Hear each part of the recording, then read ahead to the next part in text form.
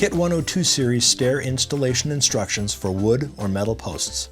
Install tensioning terminal. If a wood post, insert the post protector tube first into the face of both end posts. Force each tube into post so it's flush with post face. Slide the stainless steel washer onto the threaded stud, smaller for metal post, larger for wood, and start the brass lock nut onto the threads as far as possible by hand. Feed the cable through the end post, pulling the threaded stud into place.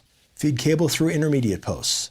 Pass bare end of cable through intermediate posts and through other end post, which includes post protector tube if wood post. Install Swageless terminal. Push the bare cable through the other end post and mark the cable at the point where it enters the end post. Slip the appropriate washer over the body of the pull lock fitting, Delrin plastic for metal post, stainless steel for wood post. Rotate the pull lock fitting clockwise as you push it onto the cable. If the cable begins to unravel, you're rotating the fitting in the wrong direction. Push the pull lock fitting along the cable and firmly into the hole in your post. Pull on the cable gripping pliers are helpful for this, to create as much tension as possible as you seat the pull lock fitting into the hole.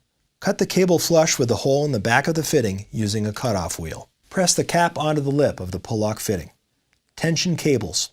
Return to the threaded stud end post. Insert an 1/8" hex wrench into broached opening on the tip of the stud. Tighten the lock nut with a 7/16 inch wrench while holding the hex wrench to prevent the stud from turning.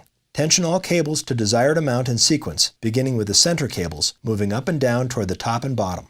At both ends of the run, you're going to create a sharp bend in the cable where it exits the post protector tube in the wood post, by placing a block of wood for protection of the post on the cable next to the post tube at the face of each post and striking it with a hammer. If tension has diminished slightly as a result of the bending of the cable, retension the threaded stud back up to desired amount. When all of the cables are tight, cut off any exposed thread as near to the lock nut as possible by using a cutoff wheel or hacksaw. If you have purchased the optional nut cap, press the cap over the lock nut.